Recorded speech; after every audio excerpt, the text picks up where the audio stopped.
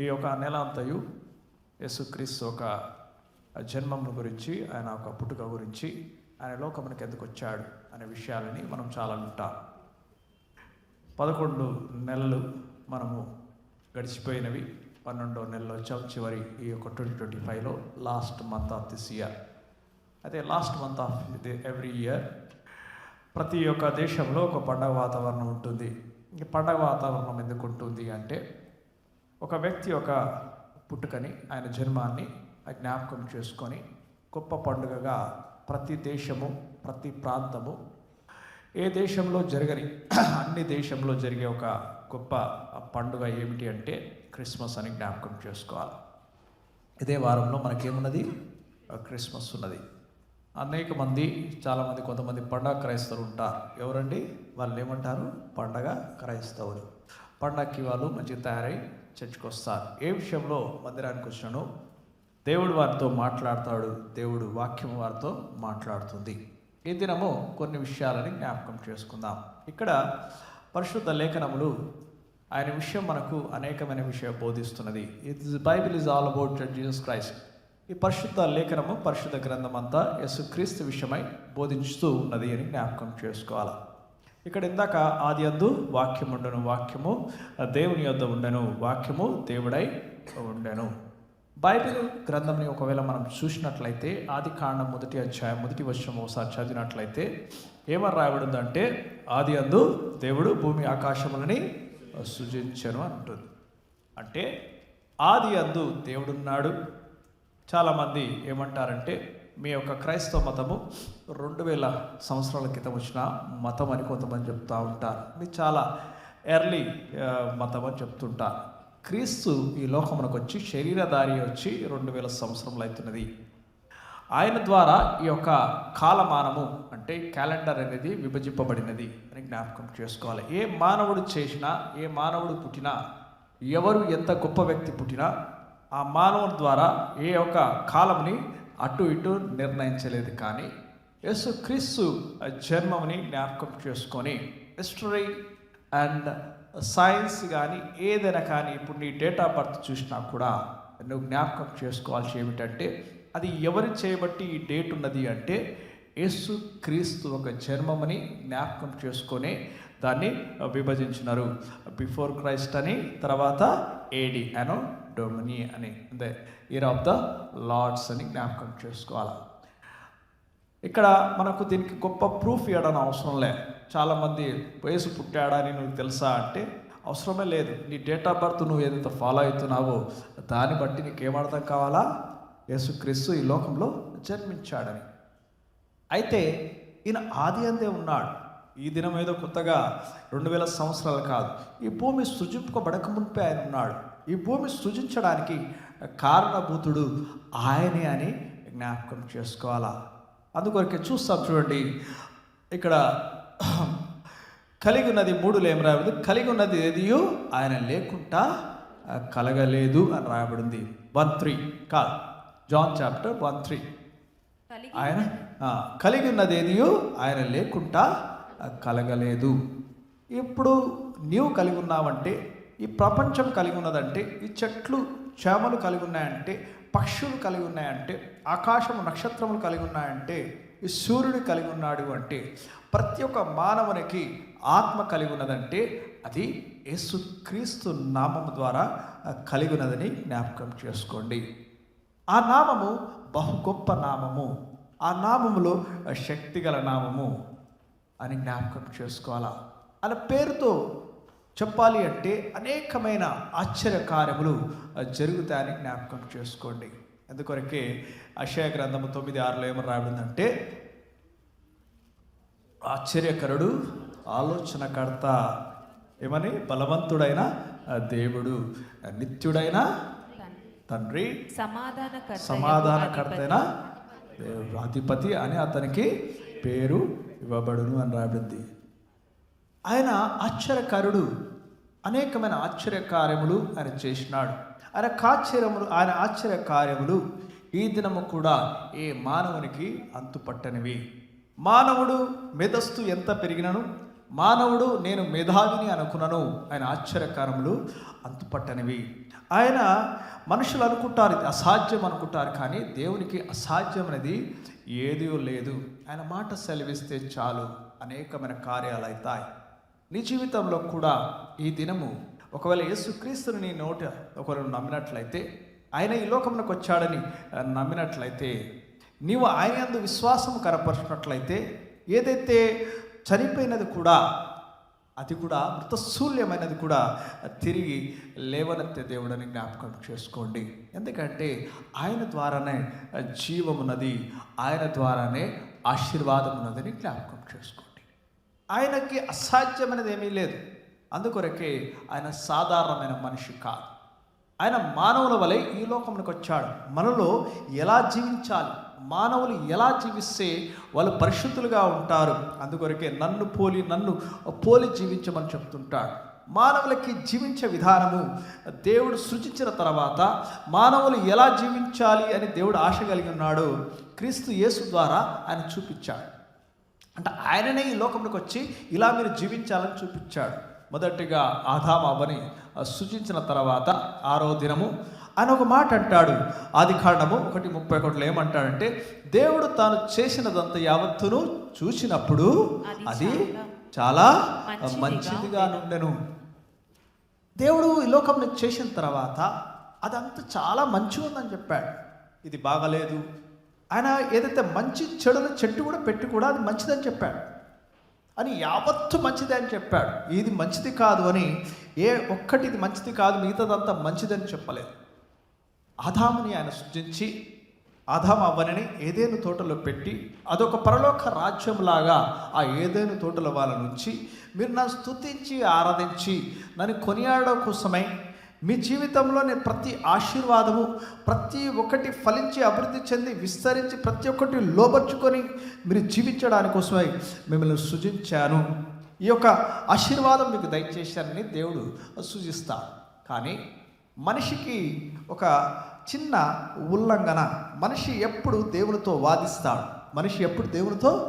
వాదిస్తాడు. దేవుని నిర్ణయముల, దేవుడిచ్చే అధికారంని, దేవుడిచ్చే ఆజ్ఞని ఉల్లంఘిస్తూ జీవిస్తూ ఉంటాడు.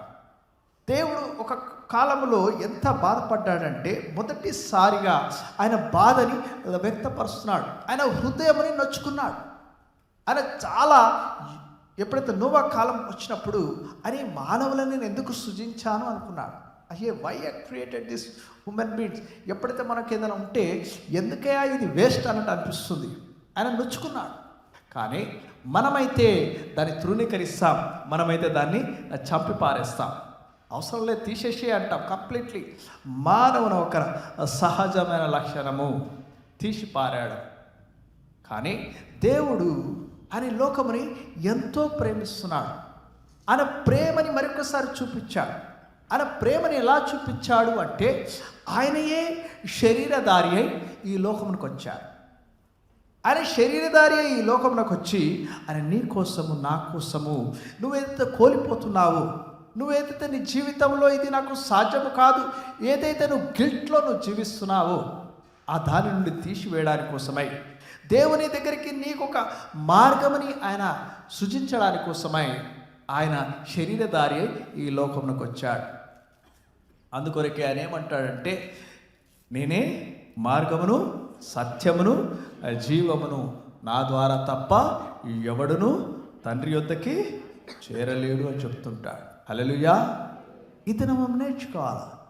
దేవుడు యేసుక్రీస్తు ఈ లోకంలోకి వచ్చిన తర్వాత ఆయన మనకు ఒక గొప్ప పాఠమును నేర్పిస్తున్నాడు. ఆ పాఠం ఏమనగా అంటే మనమందరము వెలుగు సంబంధులమై జీవించాలా. ఆయన ఈ లోకంలోకి వెలుగే ఉన్నాడు, కానీ ఆ కాలంలో ఆ వెలుగుని వారి జ్ఞాపకం గుర్తుపట్టలేకపోయారు.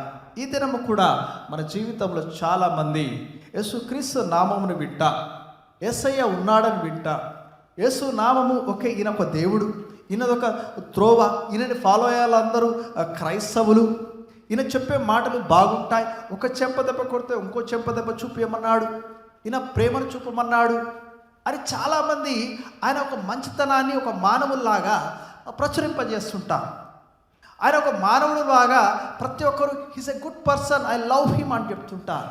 కానీ మనం అర్థం చేసుకోవాల్సింది ఏమిటంటే ఆయన మనలాంటి మానవుడు కాడు. ఒక మానవుడు జన్మించాలి అంటే పురుషుడు స్త్రీ కలయికతోటి ఒక మానవుడు జన్మిస్తాడు.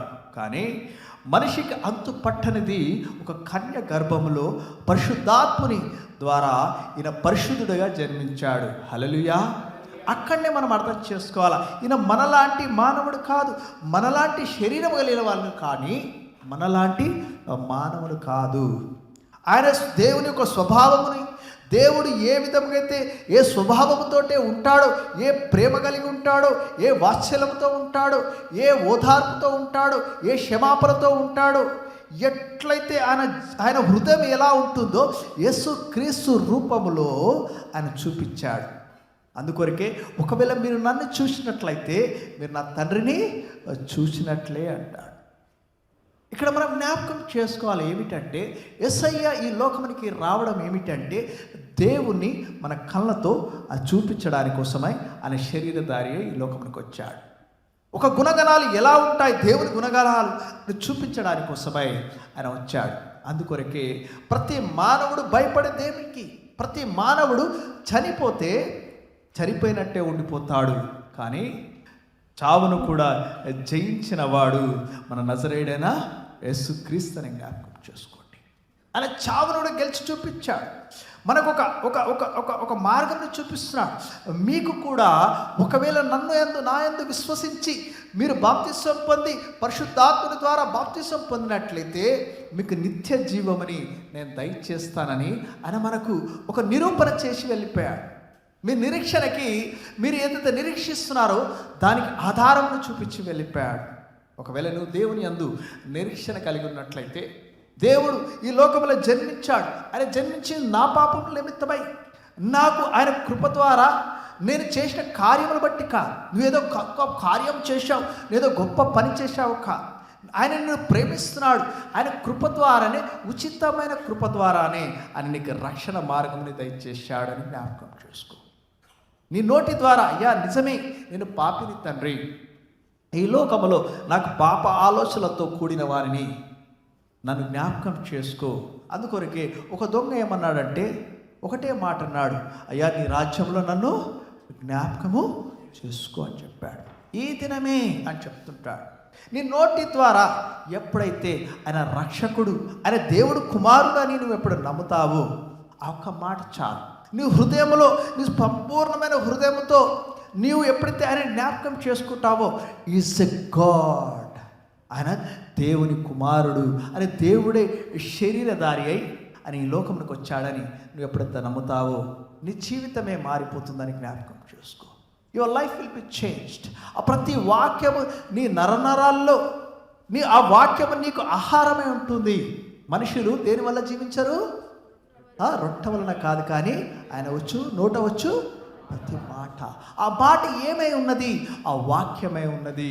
ఆ వాక్యం ఆయన నోట వచ్చి ప్రతి మాటని నీ హృదయంలో ఎప్పుడైతే నీవు ప్రతిటి నీ నరనరాల్లో, నీ రక్తంలో ఉన్నట్లయితే నీ ఆశీర్వాదములు నీ జీవితంలో వస్తాయని జ్ఞాపకం చేసుకో. నువ్వు మరణానికి కూడా భయపడవని జ్ఞాపకం చేసుకో. మనుషులు భయపడేది మరణమునకే, ప్రతి మానవుడు భయపడేది మరణమునకే.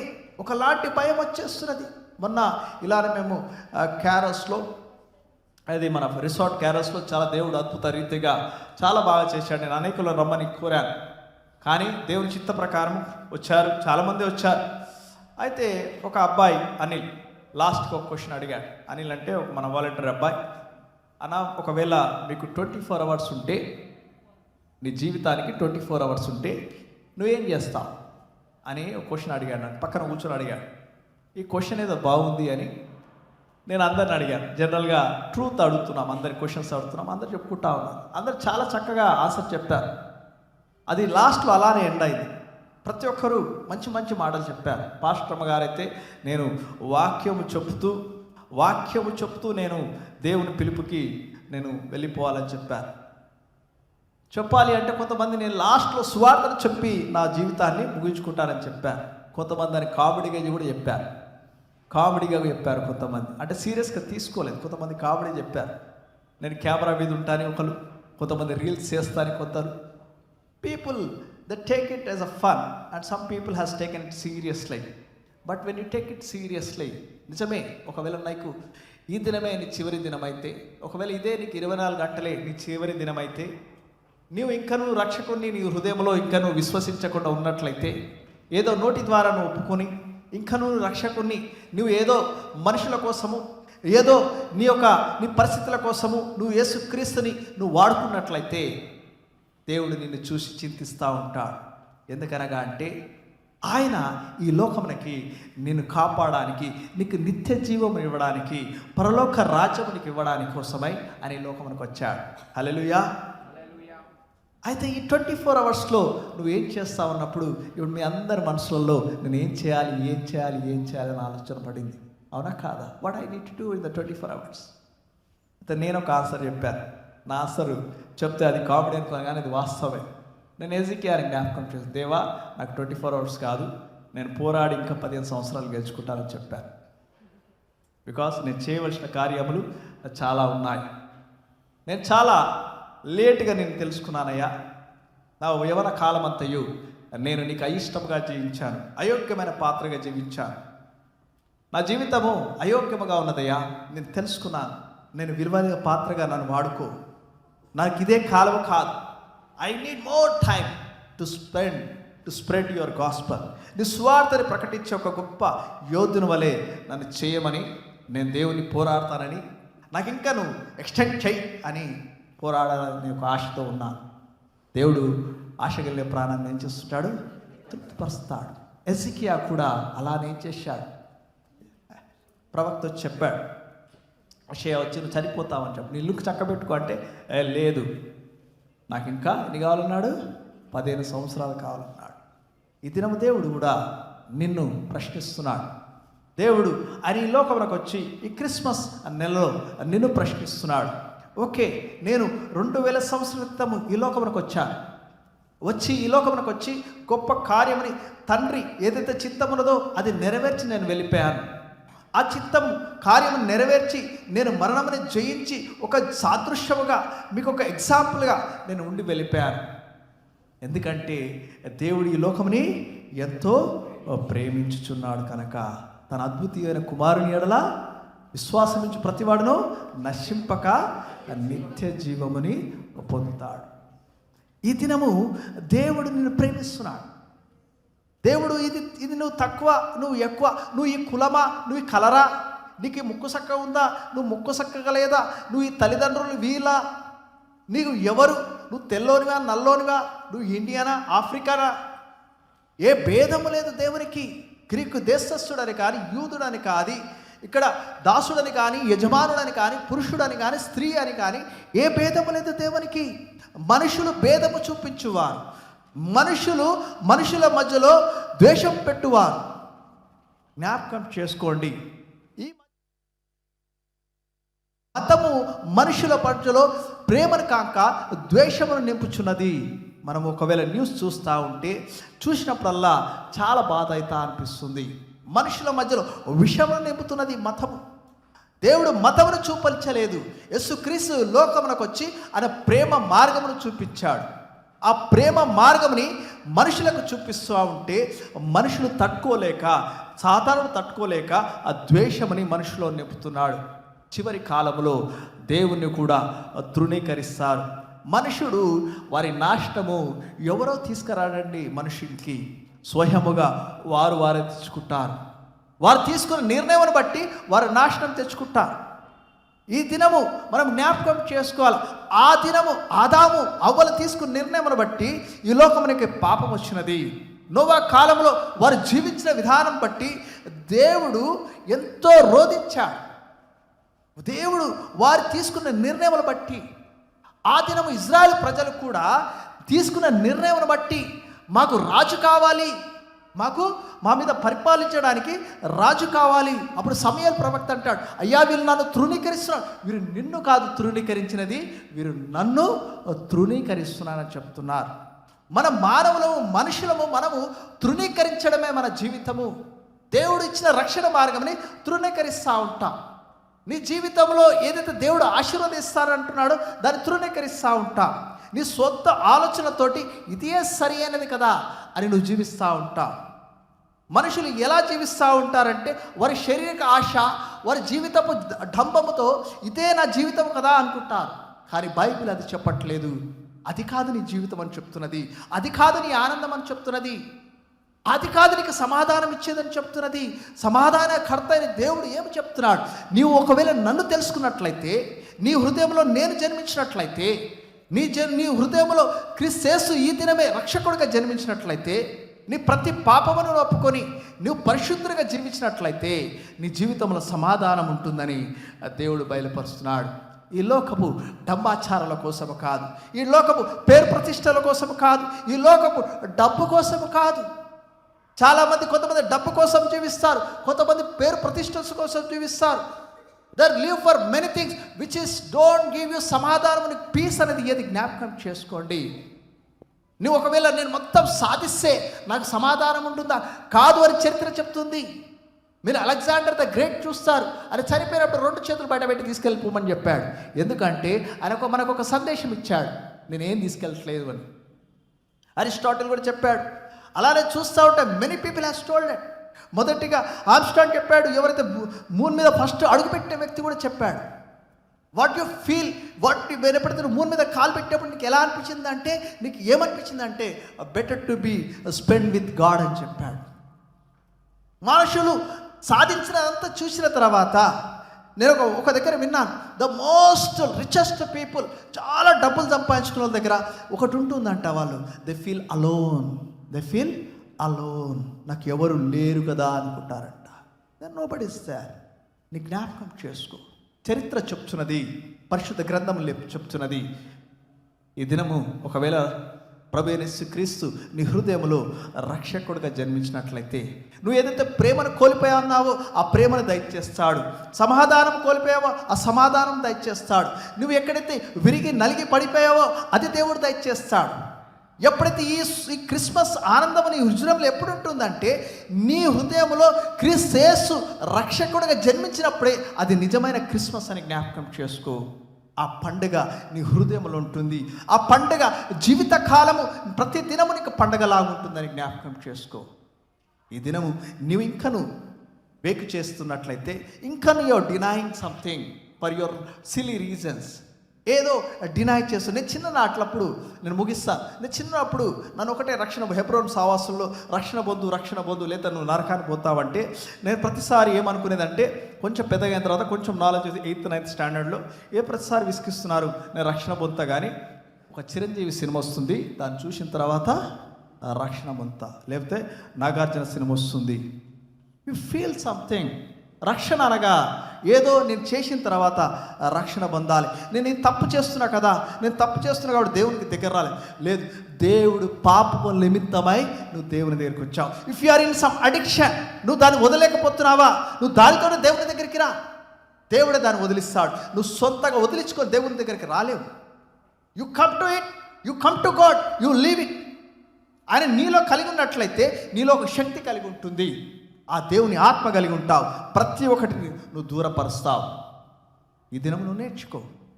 You should learn today. ఈ దినము ఆ యేసుక్రీస్తు నీ హృదయంలో జన్మించినట్లయితే, what you are losing today, నువ్వు ఏదైతే సాధించలేవనుకుంటున్నావో అది దేవుడు నీ జీవితంలో తప్పకుండా సాధించి నీకు ఇస్తాడని జ్ఞాపకం చేసుకోండి. హల్లెలూయా, హల్లెలూయా. మీరు ఈ లోకమునికి వెలుగు సంబంధులై జీవిస్తారు. మీలో మంచితనము, నీతి ఆ విధముగా ఏముంటుంది, సత్యము కలిగి జీవిస్తారని జ్ఞాపకం చేసుకొని ఈ యొక్క సందేశముని ముగిస్తున్నాను.